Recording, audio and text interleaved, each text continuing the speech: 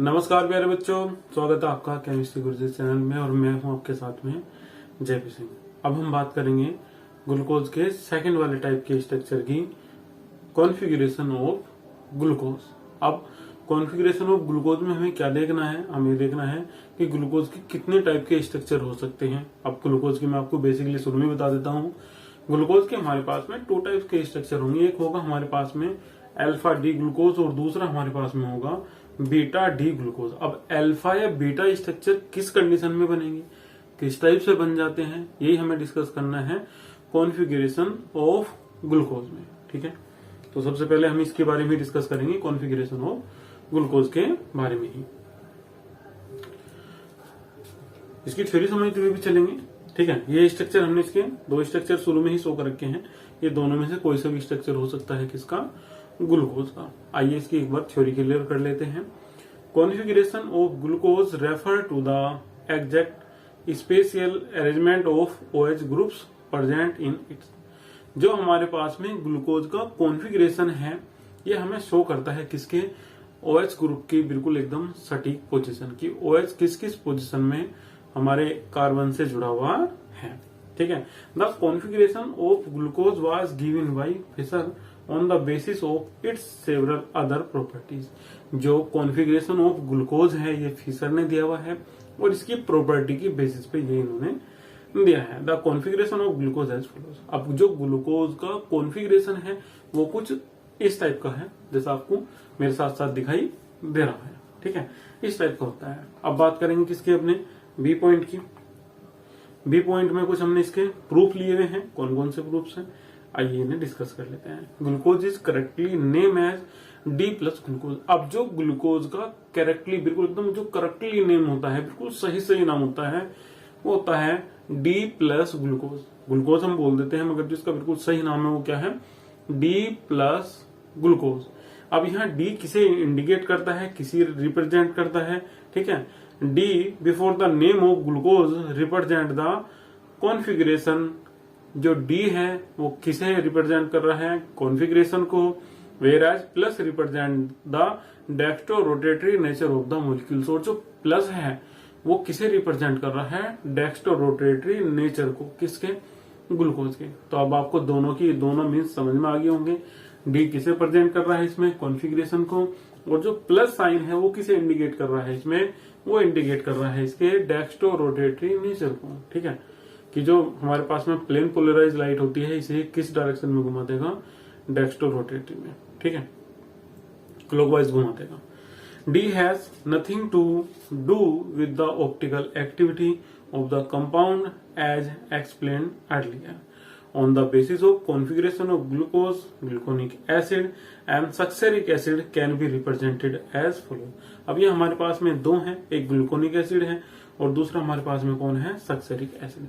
अब सक्सेरिक एसिड तो हम इससे जस्ट जो हमारी पीछे वाली वीडियो थी उसमें भी पढ़ चुके हैं, जो हमने लास्ट डे पढ़ा था। ठीक है, और ग्लूकोनिक एसिड ये भी हम उसमें फॉर्मूला चेक कर चुके हैं, केवल हमारे फॉर्मूले सो गए हैं। फॉर्मूले की बेटा याद करने के लिए बार बार प्रैक्टिस कीजिएगा, बार बार बनाइएगा।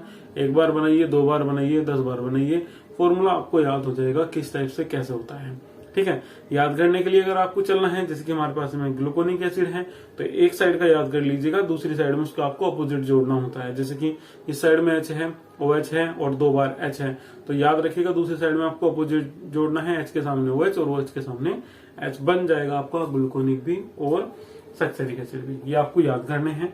इसके बाद में हम बात करेंगे कुछ अपने और फैक्ट्स की। ठीक है, कुछ और एविडेंस की जो ये प्रूव करेंगे कि ग्लूकोज का स्ट्रक्चर कैसा होता है, साइक्लिक होता है। अब हम साइक्लिक पे आ गए हैं भाई।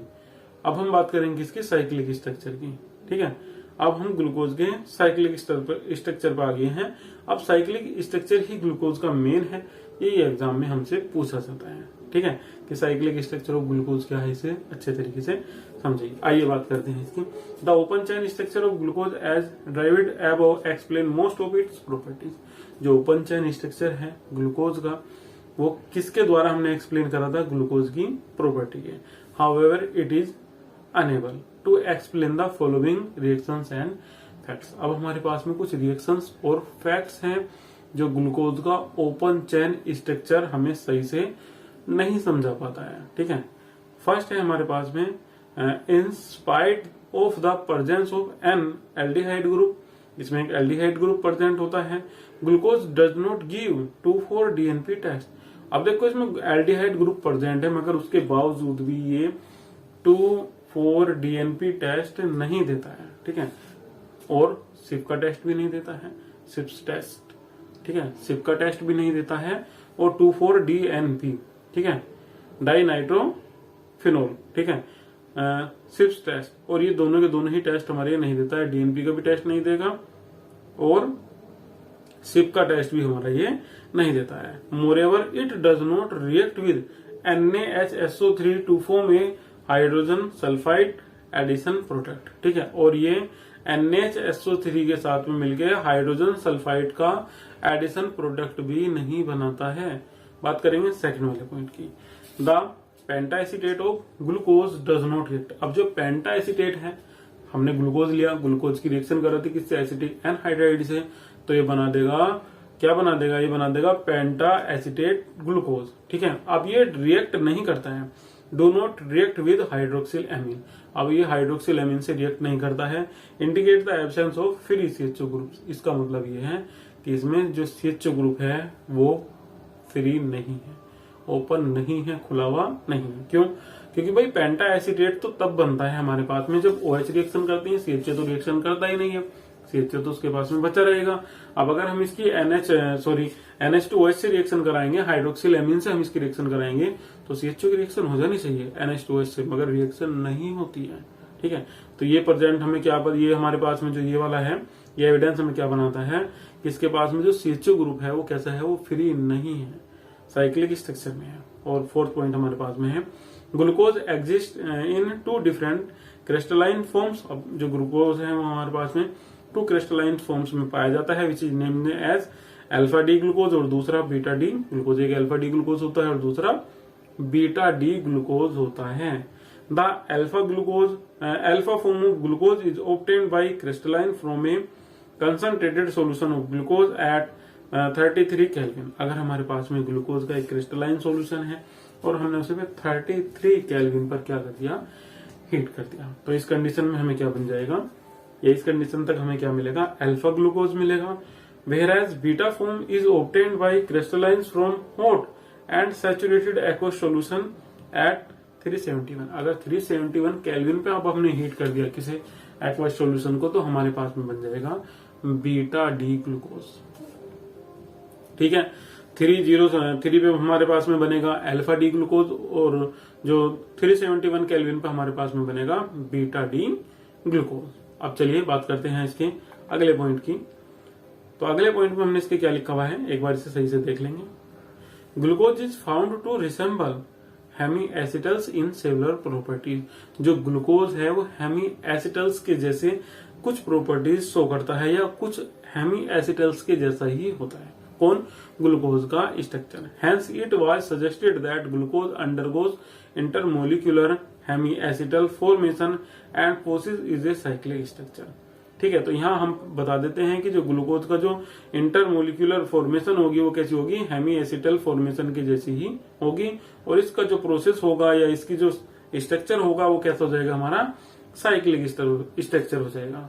During the formation of hemiacetal, अब हेमी एसिटाइल के बनने में जो CHO group interact with the OH groups, अब जो CHO ग्रुप्स है वो इंटरैक्ट होता है, ठीक है, किसके द्वारा, OH ग्रुप के द्वारा। और जो 5th कार्बन है वो जो 1st कार्बन है उसके साथ में क्या बना लेता है, एक अरेंजमेंट बना लेता है, ठीक है। इसमें हमने ये लिखा हुआ है, the 5th carbon atom resulting in the formation of A 6 membered ring, this makes C1 asymmetric and the 2 possible arrangements of H and OH around it is possible.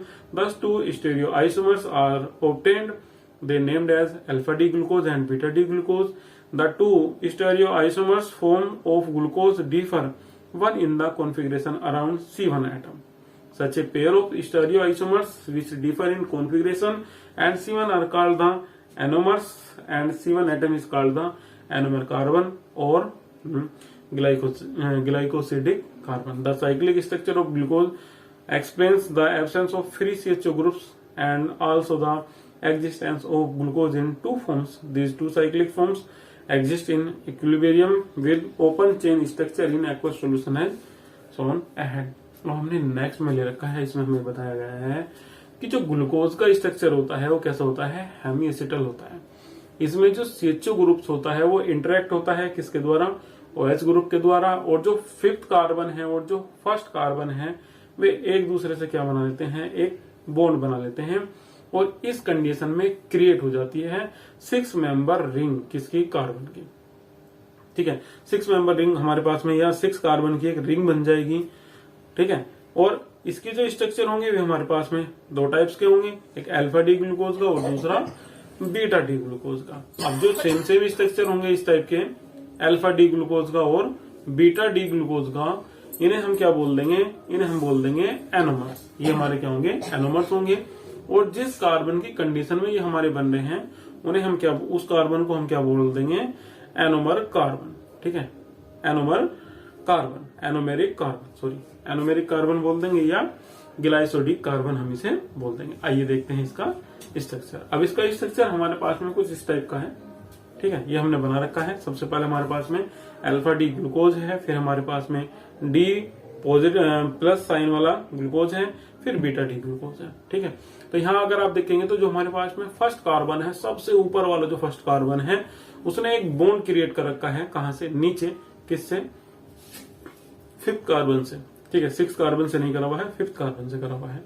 और सेकंड वाले स्ट्रक्चर में, सॉरी 3rd वाले structure में भी आप देखेंगे तो इसमें भी क्या है, हमारे पास में एक बॉन्ड क्रिएट है, किसमें, C और O के बीच में। बस एक थोड़ा सा डिफरेंट है कि एक साइड में H दूसरी साइड में है और इस साइड में H दूसरी साइड में। तो हमारे पास में अल्फा डी ग्लूकोज है और दूसरा हमारे पास में कौन सा है, बीटा डी ग्लूकोज। ठीक है, और इसे ही हम क्या बोल रहे हैं, Fischer projection of alpha D glucose and beta D glucose. और ये आपसे फिशर के नाम से ही पूछा जाएगा। जो आपने अभी पढ़ा है, इसमें जो कुछ भी पढ़ा है कॉन्फ़िगरेशन, इसमें कॉन्फ़िगरेशन ऑफ ग्लूकोज वाले स्ट्रक्चर में, ये सब क्या है, फिशर का प्रोजेक्शन है, जो भी हमने इसमें समझा। और ये C1 और C5 कार्बन वाला भी फिशर नहीं समझाया है कि जो 1st कार्बन होगा वो 5th कार्बन के साथ में क्या बना लेगा, एक बॉन्ड बना लेगा। इसके बाद में हम देखते हैं हमारे पास में जो नेक्स्ट बचा हुआ है वो हमारा क्या बचा हुआ है, the 2 stereoisomers form that is anomers of glucose are actually found in exist as maintained above. जो हमारे पास में ये स्टीरियोआइसोमेरिक फॉर्म है, जो एनोमर्स हैं, और ग्लूकोज इन्हीं दोनों में पाया जाता है, वो भी कैसी फॉर्म में पाया जाता है, ये हमारे पास में 2 stereoisomeric found stereomeric forms that is anomers of glucose are actually found to exist as maintained above. अब ग्लूकोज हमारे पास में नेचर में इन दोनों ही कंडीशन में पाया जाता है और ये दोनों एक दूसरे को क्या कर लेते हैं, मेंटेन कर लेते हैं। They exist in different crystalline forms and differ in physical properties. For example, alpha D glucose has melting point 419। अब देखो दोनों का जो मेल्टिंग पॉइंट है वो कैसा है, डिफरेंट है। अल्फा डी ग्लूकोज का कितना है, 419 है। स्पेसिफिक रोटेशन कितना है, 113 है। बात करेंगे किसकी, बीटा डी ग्लूकोज की, मेल्टिंग पॉइंट 423 केल्विन है, और जो इसका स्पेसिफिक रोटेशन है वो कितना है, 19 डिग्री है। ठीक है, तो बेटा अब आपका जो कॉन्फ़िगरेशन ऑफ ग्लूकोज है ये भी कंप्लीट हो गया है।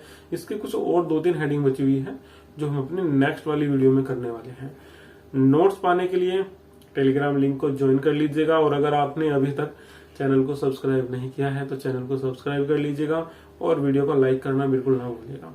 वीडियो को अधिक से अधिक शेयर भी कीजिएगा, जहां तक आप वीडियो को भेज सकते हैं। जो आपके साथ के क्लासमेट्स हैं जिन्हें फ्री में पढ़ने की जरूरत है, जो इतना पैसा नहीं दे सकते हैं, मेरी वीडियो आप वहां तक भी पहुंचा दीजिएगा।